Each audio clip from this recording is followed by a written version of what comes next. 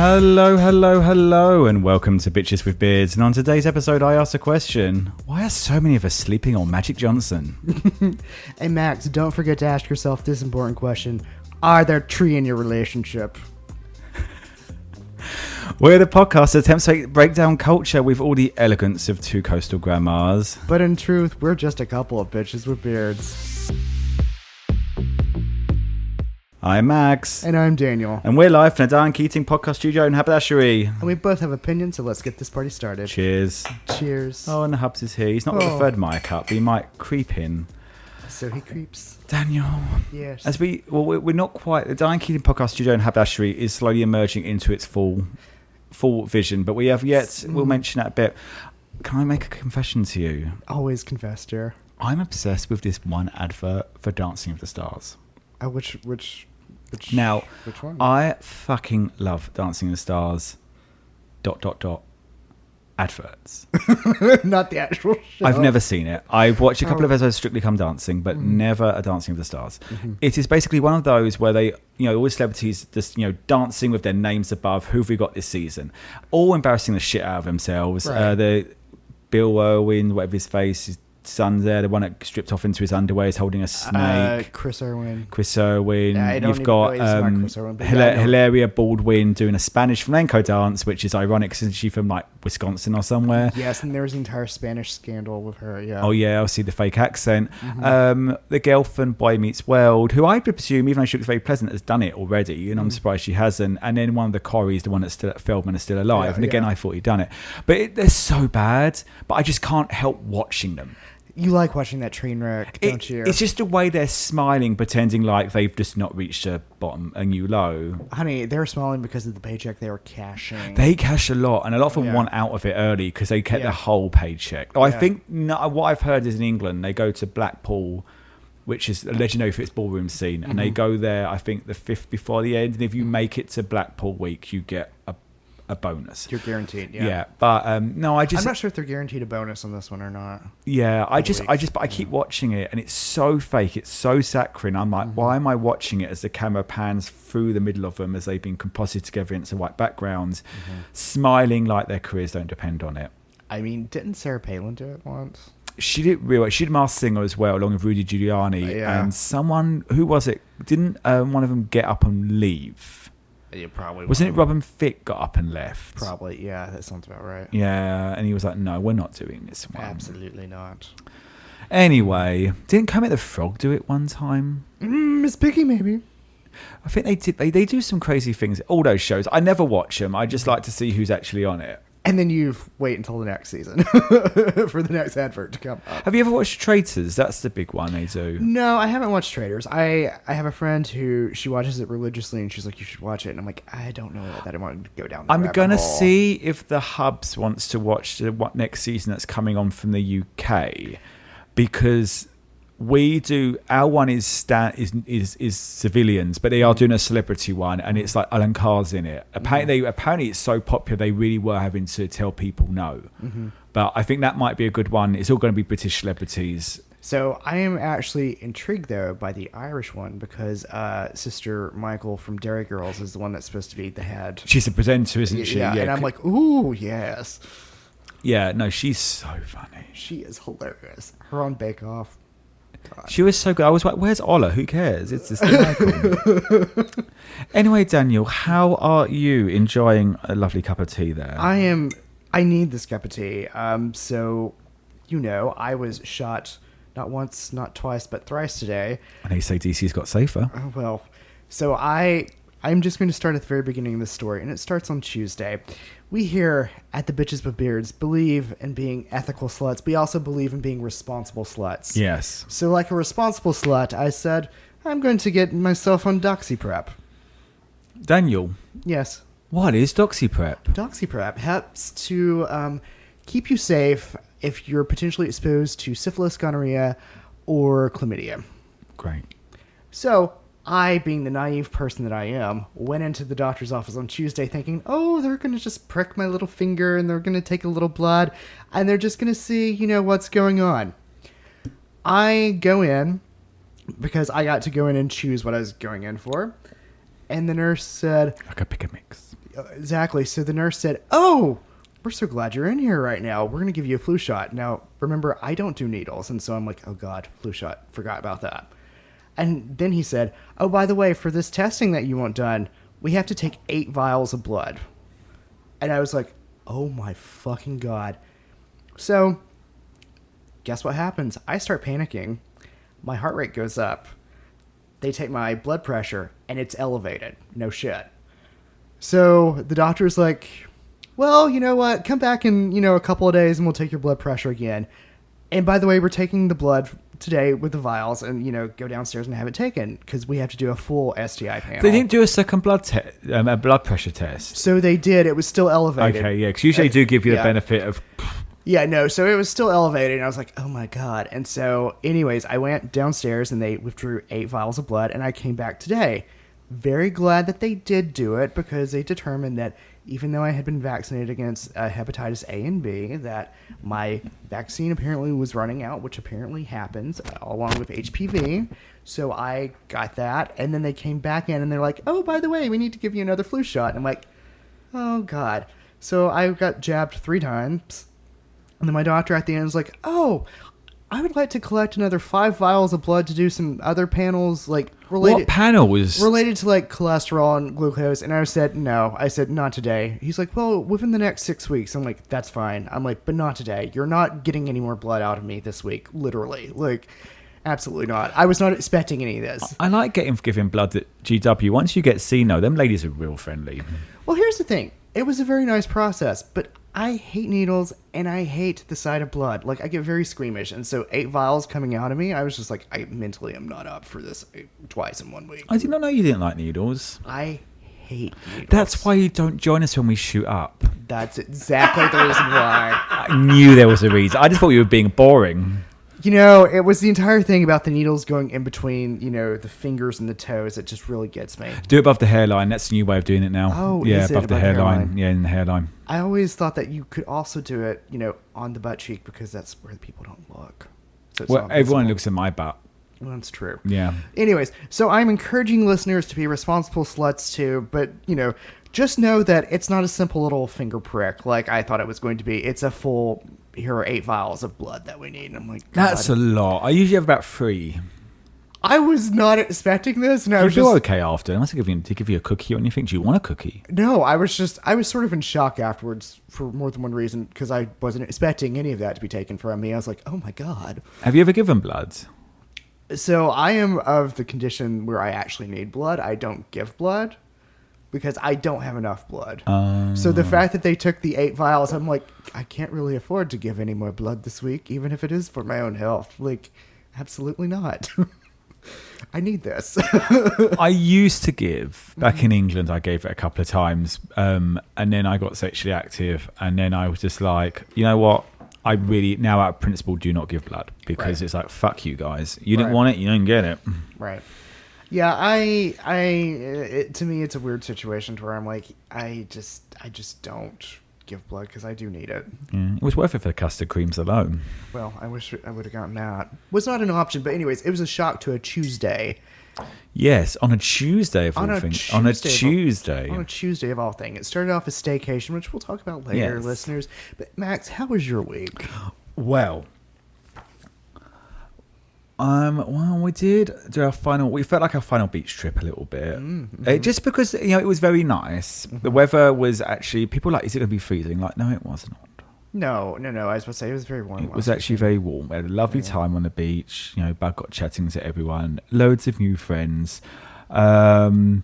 We did plenty around the house. We're doing some decorating in the kitchen. The hubs is still trying to work out what to do about the cabinets because we can't paint them because that would be borderline damage. But we did get some stencils on the wall, which is looking quite nice now. I like that. Yes. I do actually love the backsplash. Yes, the backsplash is looking nice. The cabinets will look lovely. I'm sure he'll solve the problem. He's staring at me now, smiling away. It's just like Maria, a problem that you'll solve. And then on Labor Day, we actually had a lovely barbecue with some friends. Went over and just marked it over, and thank you, Matt, for hosting that. Yes. And I did begin Christmas prep because everyone else is just lazy, but I was making my Christmas pie filling. It was quite sweet because as I made it, got completely lost in Giant, because there's nothing worse than going to your secondary grocery store. Because you don't go there that often. No, managed to make it all. Mix Pill was not available yet. And the next day was jarring it all up for the long sleep, and Hubs was helping me with it. That's very nice. And I said, can you, as I put it in, pour in some extra, I think we're using rum or something. And he goes, shall I get the measuring? And I said, no. Just pour. Just keep pouring until it hurts. Yes. So, but no, we did have some fun with that. Talking of that, though, and alcohol, Daniel, shall we take a wander around Ina's garden? We should, and we're going to wander around with something brand new together. Oh, wait for me. Hub's got it as well. So we are going to have an Athletic Brewing Co. Oktoberfest Fest Brew. Now, I believe this is the first year they've done it. Yes. So none of us know Cheers. how any of this is going to taste. Salute. Chin, chin, chin, chin, chin, chin.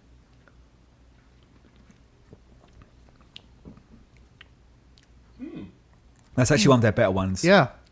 It's very close to Sam Adams. I was going to say, this actually tastes like a beer. Yeah. Like, More importantly, it tastes like an Oktoberfest. yeah. But out of all of them, it's got the closest consistency to Yeah. a beer, I would say. There's a thickness to it. Like, I am shocked, and I'm okay with that. Because Sam Adams seasonals have they put there's a thickness to them. I don't know what it is, if they just do it to make them feel more like an ale. I think that they do it so they fake the aleness. No, I don't know how many I could drink because of my gives me a weird head. But Yeah, I think I might have, maybe 2 tonight. But, like, I would swear I was drinking a beer. yeah, Which we have not said in a long time. no.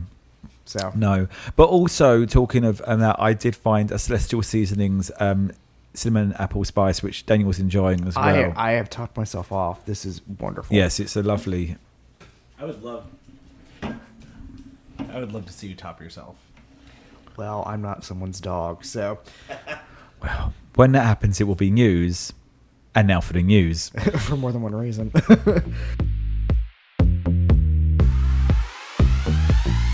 This is the portion of the podcast where we talk about things that are gay adjacent, or just a little bit camp. Well, let's start with some sad news. We had 2 deaths this week. We said goodbye to Giorgio Armani and the Duchess of Kent. Yes, literally. We said goodbye to her yesterday. Yes, well, Giorgio Armani, very sad. 91 no, great innings. Also, didn't start the business till over 40. So, yay, there's hope for the rest of us. There is always hope for everyone, and I will just plug right here. He was known for his suiting, and he said elegance isn't a statement, it's about being remembered. So do take that to mind. Beautiful. And Duchess of Kent is sad. I actually quite like the Kents because they're kind of them 1970s era royalty, aren't they? And I believe it was her mentioned in Bridget Jones in a very weird side comment where when Pam becomes the assistant to the QVC guy, and he's like, and he's an exact replica worn by the Duchess of Kent at the Wimbledon finals, set in Lotus Lavalai. And I always love that bit because it's just the most random royalty that you'd ever want an earring based on. But no, It's true. and actually, I read. About it. I do follow the royals on Instagram. I'm going to take a side note, actually, because I'm going to ask you about something quickly, and then we'll go back to the news. But people wrote really nice things about her, and she was always very sweet, apparently, very genuine. Like there was a lady I read, she said, she was with her mum. Her mum was in a wheelchair, and they were like, well, you have to wait to get in the lift because the Duchess is going to be there. And she's like, no. And they all went up together and had a chat and all that sort of thing. Did you see Kate's hair? Yes. What do you think? I sort of like it. Yeah. It softens her. Just It a little does. bit. It's a little bit jarring. It's a little bit lighter than what we're used to. Now, question, do you think it's real? Because some people have said that it looks a bit like a wig. I don't think it's a wig. No. I think it is dyed. Yeah. And actually, interestingly, some people were kind of, again, on Insta going, shitting on it. And people said, you need to stop talking about cancer, cancer survivors' hair. It's very sensitive. her regrowth is different. Everything is going to be different depending on what she's been through. Just be real fucking sensitive. Like, you don't talk about people. They go through enough without their parents being scrutinized. But it looks good for a softer fall color. Yeah, I think it's very nice. And the thing is, with a cancer patient, someone else that I follow, Grace Helbig, a comedian, she's had breast cancer recently, and she shaved off her hair and it grew back, and she said, my hair is completely different now. She's like, the color has changed. She's like, the texture has changed. She's like, it was very straight. It is now curly and wavy. She's like, it will change. So to me, I think, if this is part of the, cancer process, this is what's happened, and we should embrace it. Jenna Fisher said the same from The Office, that she said her hair grew back very, very differently last year. And it was like quite weird, especially because she's at a certain age. You just, it's not so much to change. It's like, I just at this age never thought my hair would completely change on me. Right. You're like, oh, what do I do now? Yeah. Well, talking of The Office, actually, that was quite a smooth one. The spin-off The Paper has already been renewed for a second season ahead of its premiere. I was going to say, it dropped all episodes yesterday. We enjoyed it. We watched the first episode. It generally has some funny moments. It's, I mean, everyone needs to back the fuck off from. It's not a multicam sitcom. It's not going to throw loads of gags at you in one go. The Office took. The first season of The Office was interesting, but there was definitely a couple of times he laughed quite a bit at certain scenes, and I think the characters all seem pretty good. They've already set up the Jim and Pam of it all was a little bit too on the nose already. The new guy and the girl, there's a Jim and Pam, like the will they won't they. Whereas Jim and Pam was a will they won't they, but there was a lot going on. So whether or not we'll get the won't they that, but the cast is excellent, and who's really great in it already is the Italian actress who played the manager from season 2 of White Lotus. She really is like giving everything. Like it should be very good. We're liking that. Could I interrupt with a little bit of news for a segue on that one? Yes. So it's been announced that season 4 of The White Lotus will be filming in France. I heard this. It will be at Cape Ferrat at the Grand Hotel near Cannes. Yes, I didn't want to, because none of that story changed 4 different times over the last 2 days. Yeah. Have you heard the other rumour about who might be coming back? No, who might be coming back? Parker. There's a rumour they might want to bring her back. Yeah. Because it's the first one. You haven't seen season 3 yet, have you? No, I haven't seen season 3 yet. Without giving too much away, like the Tanya storyline definitely feels like it's done by season 3. And I know she died in season 2, but definitely feels like that's done. And I'm wondering whether or not now they're going to that Parker's going to become the Tanya. That one, and I think they're not going to so much keep someone in it, but they're going to leapfrog people. I think she's great, and I think how her storyline, we know what is coming to her at the end of season 3. We don't know how she reacts to said news, so that should be very, very, very interesting. And there's a lot of, she could easily slide into the next one. I have also heard that someone suggested they do one set in the Alps, and she gets elevation sickness and sees Tanya. And spends the whole time having conversations with a dead woman. But that may be pushing even the White Lotus too far. Maybe that's a different television show. Talking of renewals, my favourite queer sci-fi, Doctor Who, has been in a limbo since the end of season 2 of the new regeneration. They're not sure what's going on. Russell T Davies is insistent that it's still all open, but apparently, according to one of the producers of it, she said that Disney always said that it would be renewed after 26 episodes, which may seem a weird number to pull from nowhere. But basically, that includes the 3 Doctor Who episodes of the 60th anniversary, which was when David Tennant returned, the 2 Christmas specials, which are always separate, and 2 8-episode seasons. Plus, the new season that's coming out, the War for Land and Sea, which is a spin-off around UNIT, is 5 episodes, which was all part of the original deal. So they haven't yet. People they're waiting to see how that does. I'm still not optimistic. Be optimistic. But they're talking of follow-ups, also follow-ups and sequels. James Gunn has unveiled Man of Tomorrow as a follow-up to his Superman movie. It's coming out in 2027. He basically, this is the sequel, obviously, to the Amazing Superman movie, which I cannot wait for the man in my life to watch with me. Dwayne gets to see Crypto, and Hubs can watch with, because there is a hot scene involving the term "eyes up here, buddy," and it is hot as shit. But it's a really good. I haven't seen it, have you? No. It's genuinely. And I got my parents to go and see it. I said, they were like, we don't want to. We've seen them. I said, watch it. And my mum got back to me and said, I'm so impressed with how they took that property. I'm like, great.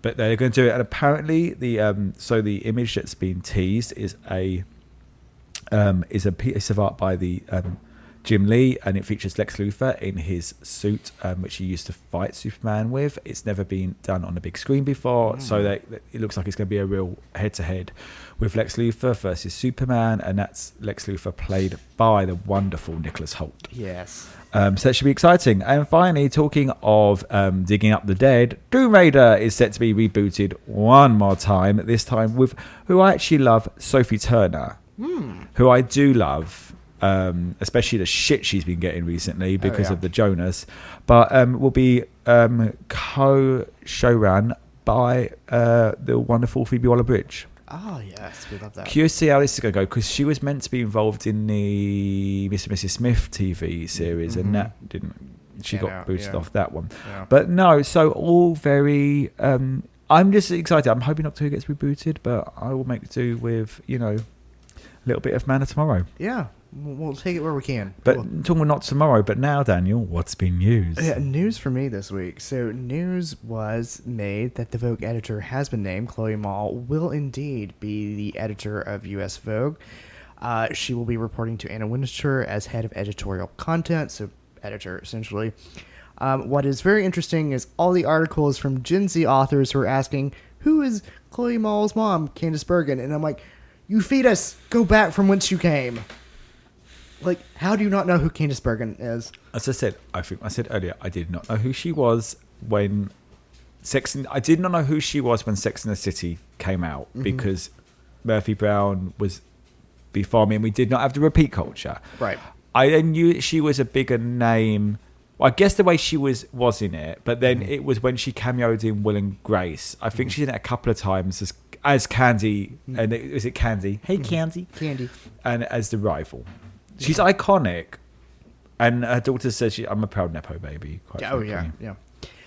Yep, absolutely. So it was also announced that Chloe Grace Moretz has married Kate Harrison. We announced this earlier on the podcast that they were engaged. They got married over Labor Day weekend, so congratulations to them after 7 years together. And they looked absolutely adorable. They did. Congrats. I absolutely loved it. And yay for a long fucking engagement. I know, 7 years. Please, go for it, people. Get used to each other. You've got a whole lifetime. Right? Get those quirks out before the ring's on the finger. Trust me on that one. Absolutely. Work out what you want in that prenup. Quick little Broadway news coming off. An off-Broadway production of The Heathers is set to launch to tour the United States in 2027. Shows will be named regarding the tour itinerary to be determined. Also, Jane Krakowski will be taking over the role as one Miss Mary Todd Lincoln in Oh Mary starting in October. Show sales for the play have been announced that they will be going until July 2026. So it looks like there will be a rotating person playing Mary. I'd like to see her. As she's only doing an 8-week engagement. Yeah. So if we want to go up to New York...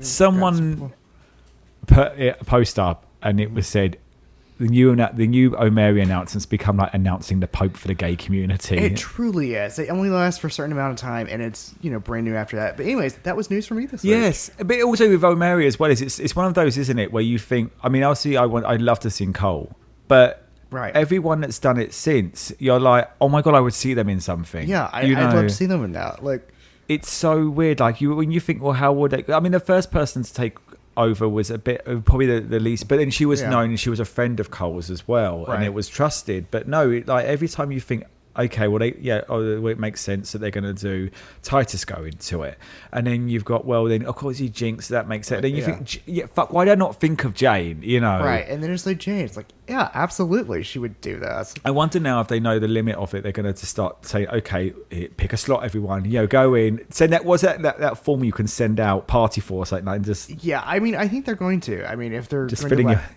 8-week block, you know. If they're going to do it until July 2026, I mean, I think the opportunity is certainly there, and I could also see Cole going back to it for at least the last little bit. Yeah. So, on that note, Daniel, I need to go to New York because I'm actually going to do a 5-minute run in O'Mary. Oh, just 5. Okay, Just five. Yeah.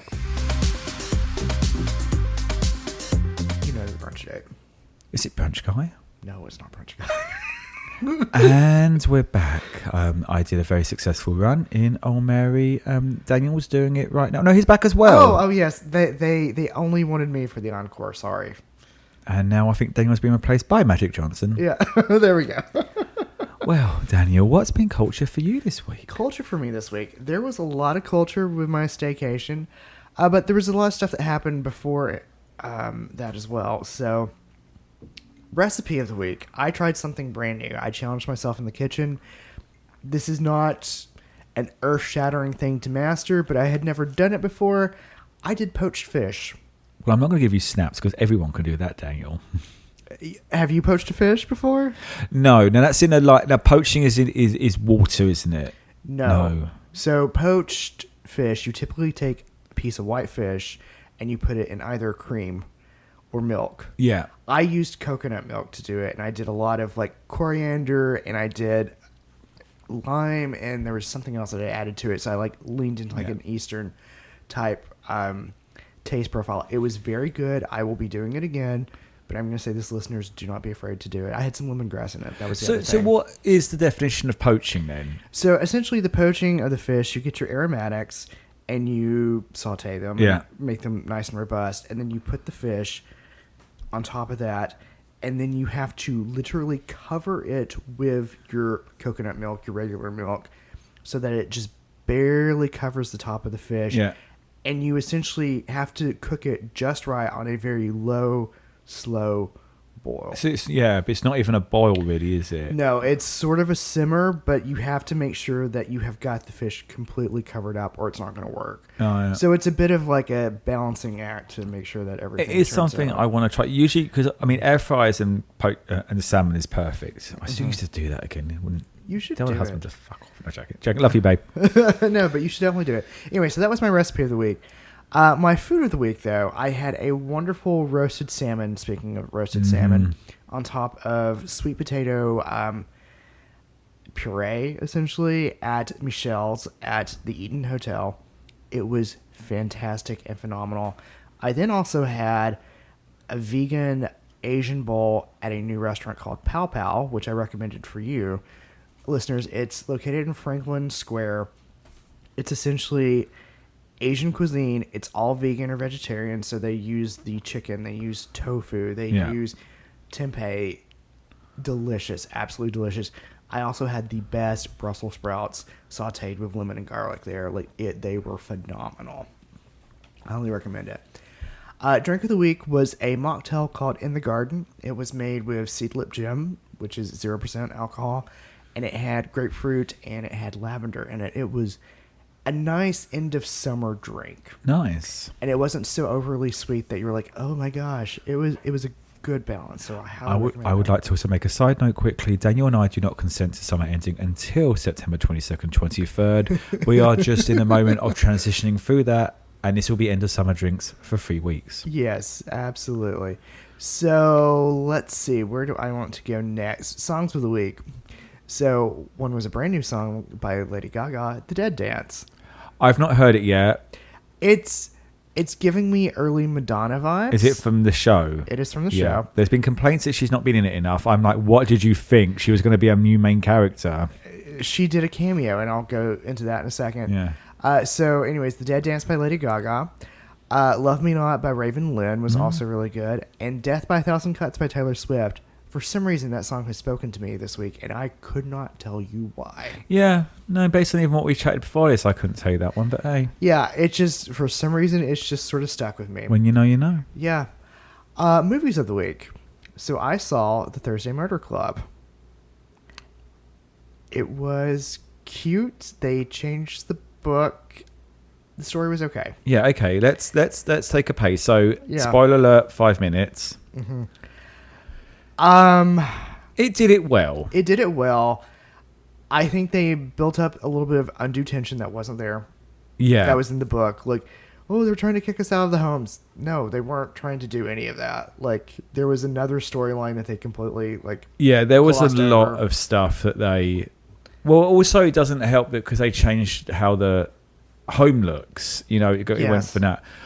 For me, I read I've read all 4 of them. I finished... I haven't read the first one for... 4 years. I read them one a year. So I don't remember the finer points of the story. So actually, even though I was more familiar with the dynamics, Yes. but not actually in the bit. But I remember what the storyline was, but I don't. I remember the twist at the end regarding Penny. That's the major bit that I remember. But at the same time, that was the major bit they had to keep it. Everything else sort of had to just get you there. So I didn't come away from it like disappointed because I didn't feel that there was points where there was, oh, why did they not use that moment to do this? It felt like it completed what it needed to. So the thing with reading a novel, when you know I'm a huge reader, I feel like the characters are always a little bit richer in a book because you get to explore them a little bit more. I felt like Donna was more realized in the book, and I wish that she was a little bit more realized than what she was on the screen. Yeah. I also felt that too much was given away about Elizabeth's background. Everything was given away. And Like, there was no subtlety, and like part of the joy of like reading that was that you assumed that, but you never knew for sure if Elizabeth did that. it's at least a couple of books before it even comes up. And it was just flat out, oh, And yes, this was retirement from MI6. And I was just like, no, like, she wasn't bragging and boastful about it. Like, she wouldn't have even come out. That's not how she acted She would professionally. have kept the cards close. Like, you would have been guessing the entire time. So, like, there were instances like that drove me a little bit crazy. I was like, why did you change that? Because it took away. I think for the most part, as an adaptation, it did a really good job. I'm going to say Tom Ellis was great in it. Yeah. Bogdan, I wish he'd be muscular, but then at the same time, he was quite sexy. Yeah. They cut out Donna's mum. There was a scene, but it did because it was done silently. No one could work it out. Yeah. There was a lot done in it. I think they set it up well. Yes. But yes, there were certain, and I call it the Marauders map issues I have. And for those, I'm sorry to bring up Harry Potter, but actually Chris Columbus, let's face it, is that the Marauders map in the Harry Potter books, for those that haven't read them, because some people have just read the movie, was created by Harry's dad. Right. Him and his crew were Padfoot, Wormtail, Mooney and Prongs. And it was never mentioned in the movie, even though it was a one-liner. Yeah. And I always say that and it annoys me then when you get these little details that you're like, you really could have kind of, if it's in a dialogue, explored it just a little bit. But I know they changed the storyline for drugs. I know they simplified a lot. The arrest of Bogdan at the end of it's going to be interesting. Was not arrested in the book. There's a lot going on. Apparently, there's some good deleted scenes. They trimmed a lot down. Yeah. And to finish off, I don't want to be, because I see people. I hope we haven't spoiled if you intended to watch it. Is that I feel that it should have been a 3-part miniseries. Yes. But at the same time, is the nature of it. I think you want to curl up with a cup of tea and watch it all in one go. You want that resolution for mental health. So I kind of feel that, in a weird way, it needed to be a movie because that's the nature of it. You want to get that completion. You just want to do 2 hours of just bliss of that. I had that when I was watching it. Don't get me wrong. The only other thing that kind of slightly annoyed me was that they had their gin and tonics on the bus. They would never have been able to drink on a bus. You can drink on a train in the UK, which is where they do it, but not on a bus. Right. I was just like, oh, this is not right. This is not right. All right. So anyways, that was my movie of the week. And I realized that I don't normally do that. Television of the week. I saw Wednesday season 2, part 2, the entirety of it. I think season 2 is fine. I think season 1 is much better. Okay. That's my takeaway from it. I haven't made much about it, but I did see someone say that the first part of season 2 was excellent and the second part is not as...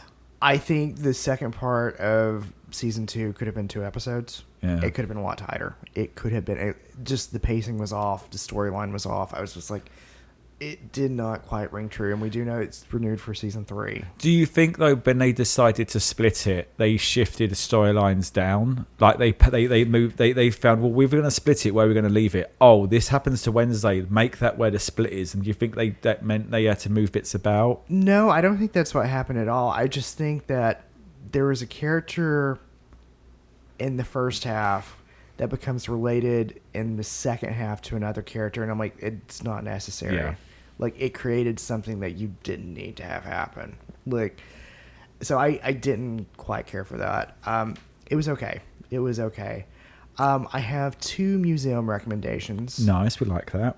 So last weekend I went to the Wilson House.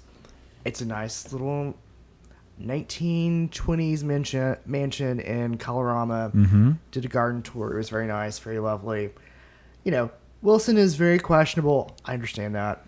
Legacy is a little bit tainted, but it was a very nice space to go into, and the docents were very nice, and they did a very good tour. It was a lot better than the Lincoln Cottage tour, I'm not going to lie. Yeah, you weren't impressed at all. I was not that impressed with that one. This one, I thought it was an actually well put together tour, so well done to them on that one. And I believe it's a National Trust site too. So, 2 different National Trust sites, 2 different experiences. Finally, my other museum recommendation was the Renwick, which has a brand new exhibit called the State Fair. I saw it. It looked interesting. It features Americana. Essentially, everything that is on display has been on display at a state fair within the past 5 years, with the exception of the, not giving this away, the sculpted butter cow that is life size on the second floor in a refrigerated case. So, listeners, if you are missing a little state fair nostalgia in your life, go to that. It reminds me a little bit of the Iowa State Fair that I've been to before. Like, you'll get that vibe.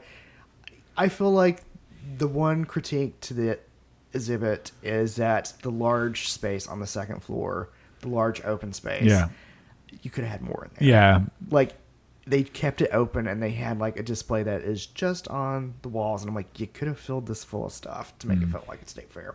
One critique on that. So anyways, that has been my culture for the week, and I realized that was a lot. So I jumped in about fuzzy murder. My week in culture. So for food, I mentioned last week we did a lentil curry. We made that last even longer.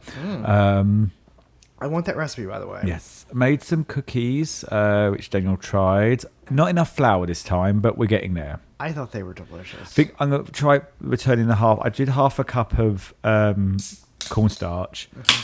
I'm going to put back in the flour and then do some tablespoons of cornstarch. But apart from that, everyone went down well. And then we did pimento cheese, which again, I use it as the end of sour cream. It just makes a difference. Restaurants. We did Old Nan last week. We decided that we were going to go and get a curry. The husband and I have not been out for like a little day. Then we walked in and the lady was like, "Oh, I know you too." And we're like, "Oh, you're definitely a sycamore then." If you recognise the curry place. The Jetty on Kent Island. We tried to go in there last week, a couple of weeks back, and it looked really packed. And I was like, and then we actually went in, and they take dogs, which not a lot of places on Kent Island. It's a bit of a bugbear on Kent Island. Yeah. Hey, bug. But we went in, managed to get Bug through it, and he had a really nice time. He got plenty of scratches because it was all like those women with like Long Island medium hair but long nails, and they were really giving me scratches. They're all named Teresa. Yeah, but there was a couple of real fit fucking guys in there. Just don't ask how they voted, but they were like tank tops and huge arms, and okay. 2 guesses. And then getting on the bike and on the boats to leave. And then Sports and Social, which is on U Street, are now doing Upstate F for the Win, which is a upstate New York menu. It's actually a Western New York menu, but Western for the Win sounds like it's going to be beans. But we had garbage plate. So we were a bit confused because we were sent this article and we're like, is this a new restaurant, a new place? And it's like, well, we're not going to be doing Bills games. Like, well, why? No, it's Sports and Social, which is opposite the new Ethiopian restaurant. And Italy. Yeah. Oh, yeah, I passed it the other day. So, it was really good. And the wings, they'd fry for 20 minutes. They do them longer. Because usually the wings now have been... they do them too quickly to make them for game day, and they're going back to basics. Hubs thought the wings were some of the best he's had, and Garbage Plate was excellent. It wasn't quite that, but it was excellent. It was good for a DC Garbage Plate. Good for DC Garbage Plate. Music, C-Mat again this week. Loved hearing that. And then Boys of Summer, Don Henley, because it's just appropriate. Television, Peacemaker's back. Bloody excellent. Fucking love Peacemaker. So I've been enjoying that. And then also, Hubs came in and was like, what the fuck are you watching? And I started Alien Earth. It is really good, Alien Earth. It's set around the Alien movies. It's one of those that I can see why people are loving it. It's really well made, and I really like the storyline. I'm just like, it's a good entry, but I'm not quite like gripped just yet by it. And then movies, Toxic Avenger, went to see the remake of that. That was fucking excellent. Someone walked out of it though. It was like, there's only few of us in the cinema, so that really emptied it. So naturally it's like, oh, but it's really funny. It does a really good job updating. And I went to see another remake, The Roses. I've never seen one of The Roses. I read the book, but this was, I thought, brilliant. Benedict and Olivia were fucking amazing in it, and the supporting cast was excellent. There's an incredibly good scene where they're having an argument. Everyone thinks they're being charming, and Americans try and swear at each other, and it does not work. I do want to say right now, I do have a recommendation. This is for you. The lovely Dustin listened to last week's podcast. Thank you so much. And recommended Sandman Stories Presents. It's a 5 to 10 minute episode podcast about folk stories. Oh, I like that. So it's very, very Halloweeny. Sandman Presents. Okay. Yeah. I'm writing that one down, Dustin. Excellent. Thank you. Thank you. We do love a recommendation.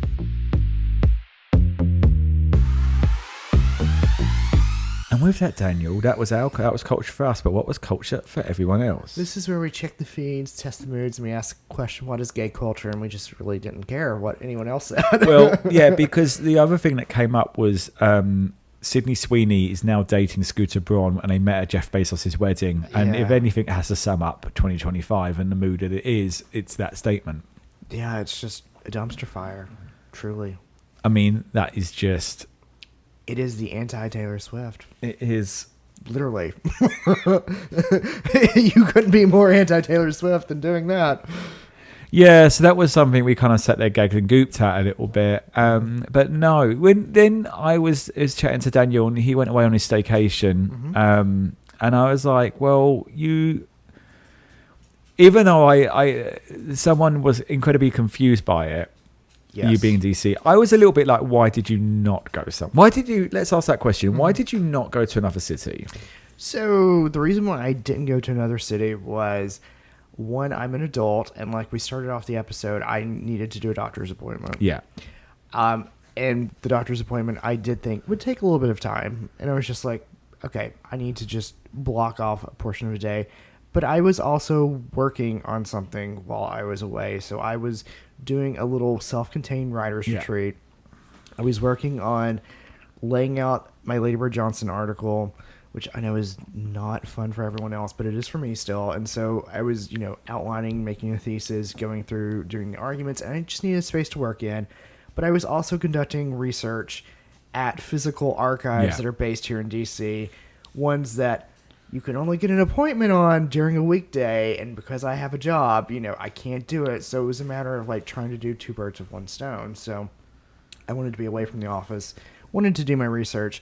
That's the reason why I didn't go somewhere else. It's why I didn't go up to New York. It's why I didn't go to like Boston or something like that. I just needed to be here. Is that something you would consider doing when you're kind of finalizing the article? Absolutely. Yeah. I would definitely go to a different location in a different city at that. And not like Alexandria, but like I would probably like go hole up in a hotel in New York and just write. Like I would do that. I was definitely thinking after you did like that, and was chatting to the Hubs a bit about it, is my book is really coming together. It's still it's at that horrible stage where in my head it's come together, and then I look at the document, I'm like, oh my god, it's still a fucking mess. You know, like you come out of. I'm at the point of cleaning house where you come out of one trash bag and then you look in the room and you're like, oh no, barely made a dent. But there are still 5 right there. I also have the thesis for the book and now, which I had the thesis from the start, or an idea, but really like what is the crime that's being committed, and it's not the metaphorical crime. Yeah. But I said to the Hubs, because we're discussing a few trips at the moment, and I really feel quite bad about like doing stuff out of the marriage. I'm drawing the curtain back on this one. Is that when you're unemployed, it's all hands on deck. I'm not unemployed at the moment, but and you feel kind of guilty having these. But no, I was saying to him I would love to get the book in a lot better order. It's still a lot of notes and combining stuff, but more in a final stages of read through, just dotting the I's, crossing the T's. And I said I would like to go to New York, and he's like, he goes, I've been telling you to do this for ages. And I said, and because he's from upstate, he's from Western New York, he's an upstater. So I said, but would you be okay with me going to the city on my own? Because I know we've been saying about going. He goes, no, go, and I would get 2 days. 2 full days.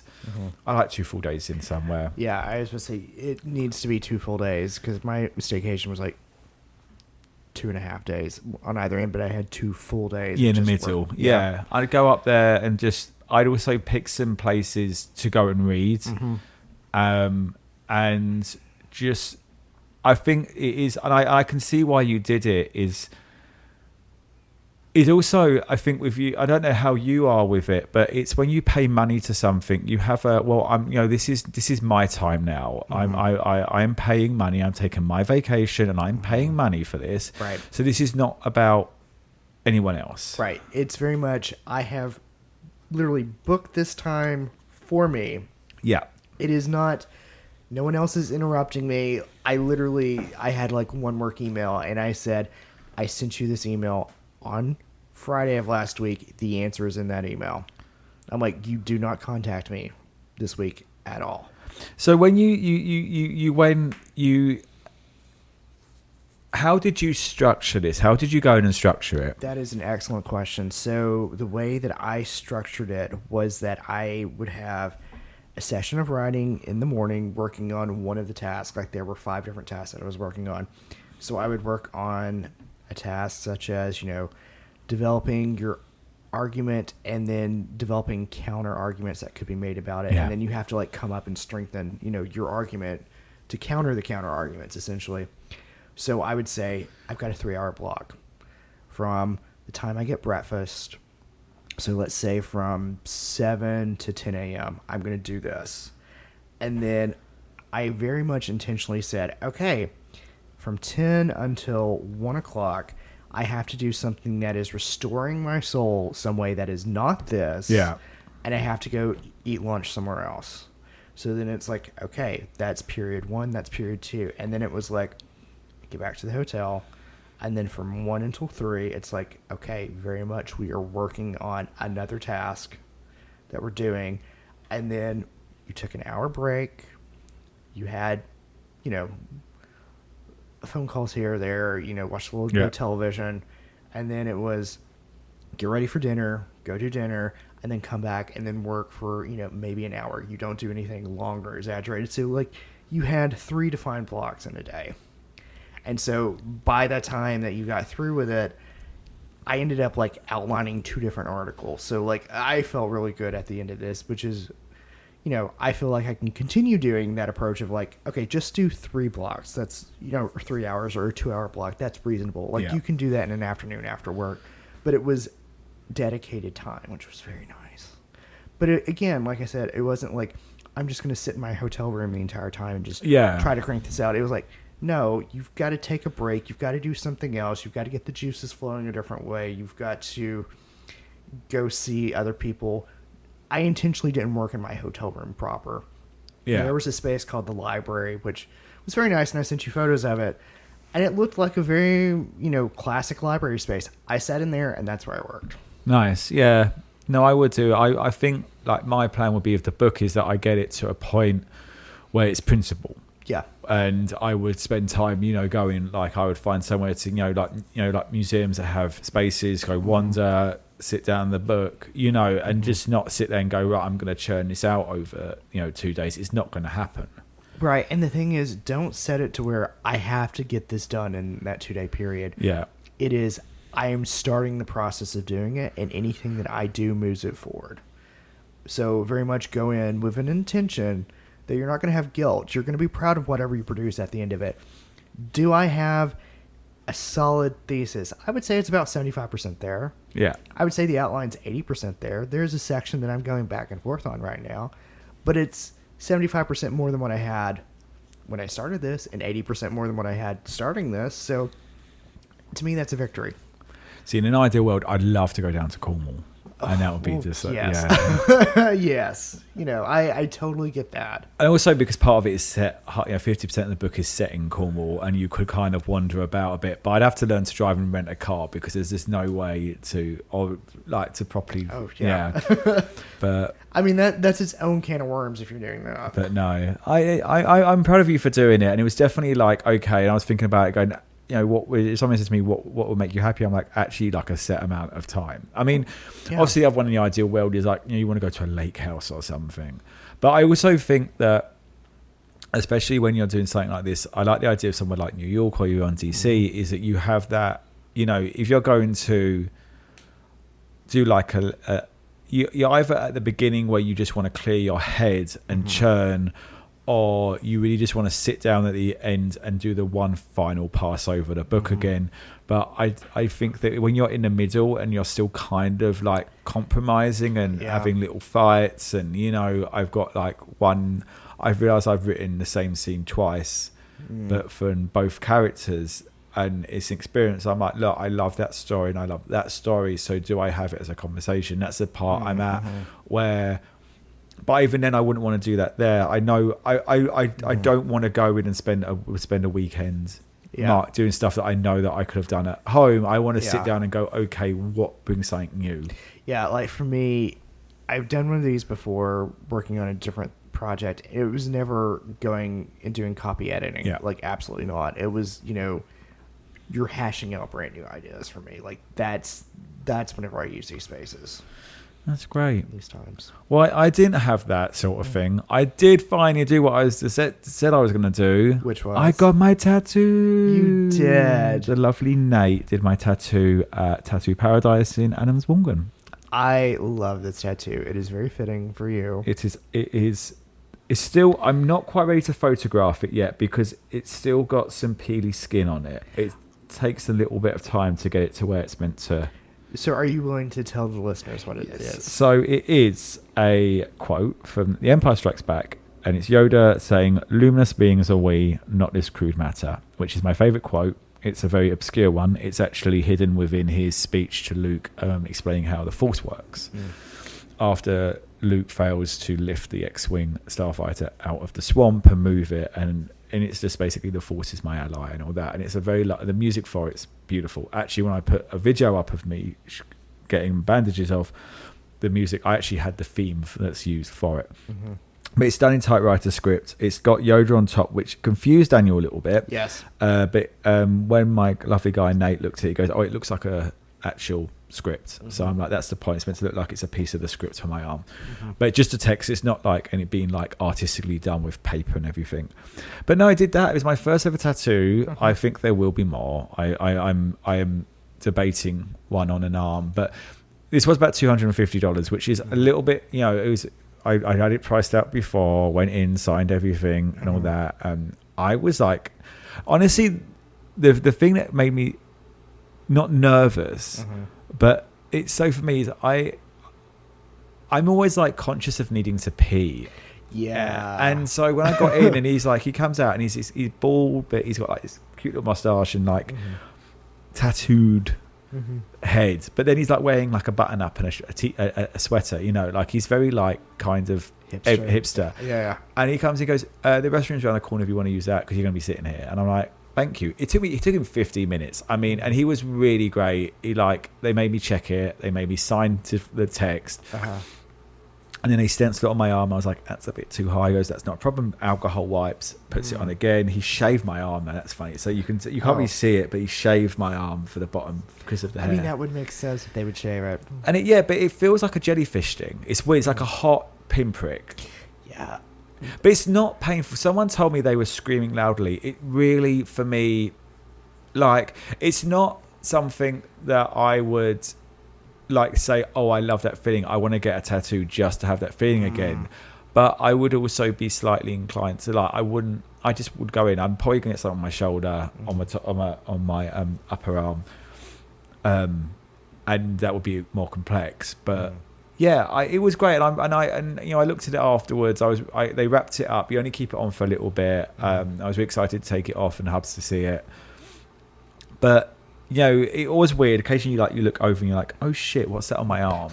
Oh no! Oh, I got that. Yes. and it is weird. Like, you get it and you're like, it's a tattoo, and you keep looking at it and kind of going, oh fuck, I have a tattoo on my arm. And then like the other day, my workmate went, oh, I never noticed that. I said, oh yeah, because I just got it. Oh yeah, I just got this tattoo. And I was like, oh shit, I have a tattoo. And the Hubs is looking at it kind of going, you have a tattoo. And I'm now the guy at 40 that got one. I'm also the guy now that has a Star Wars tattoo, which is so like, and then it's appropriate. Have you met you? But it was weird. Like, I am like, so the Hubs can like always now turn around and just be like, when someone says, oh, is your husband a big fan? He'll be like, yeah, he actually has a Star Wars tattoo, and just a little bit. But just to kind of wrap up, I look at it and I go and I have looked at it and I do look at the quote, and it has been, and it's like and I was like, this is why it's there.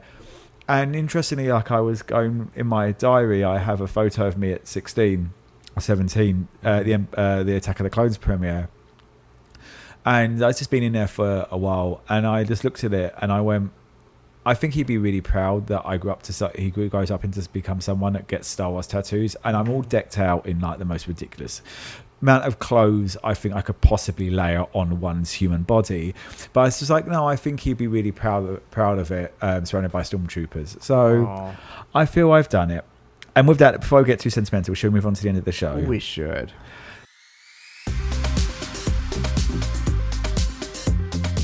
Daniel, do you have a gags and goops? No. I thought I might, but I don't have a gags and goop. My one is, if you want to be gagged and gooped, read about Magic Johnson. Yes. The Hubs was done a job today, and he actually was on stage. The guy is a professional basketball player, for those who don't realise. In '92 came out as HIV positive. He's a huge advocate for HIV awareness. He's straight. He's a person of colour, and he's a male, and he's an advocate for men of colour who are straight. Yeah, can still get it. Right. But do give research into him. Take the moment. He does not get the snaps. He's he's still very about, but he's still not quite about as he much should deserve. And with that, Daniel, do you have a word of the week? I do have a word of the week. The word of the week is keen. It means to be very eager. And would you have a petticoat lane? I do have a petticoat lane. If someone tells you that they're doing something because it's going to spark joy in their life, don't tell them it's a bad idea and that they should do something else that involves you. Please let them do what they want to do. They have a reason for it. We're all at the age now where we know what we're doing and why we're doing it. Yes. With that, Daniel, would you think we covered everything? My dear, we barely even set the agenda. Cheers. This has been a Bearded Bitch production recorded in a Diane Keating podcast studio in Haberdashery. You've been listening to The Bitches with Beards. I've been Daniel. And I'm Max. A big thanks to you all for tuning in and giving us a listen. Don't forget to rate, subscribe, and review the following on Twitter, X, and TikTok, where you can find us at Bitches with Beards. Please remember that only a mother could love our views and opinions, and they reflect us and no one else. We'll hear you next week unless we're cancelled. Cheers.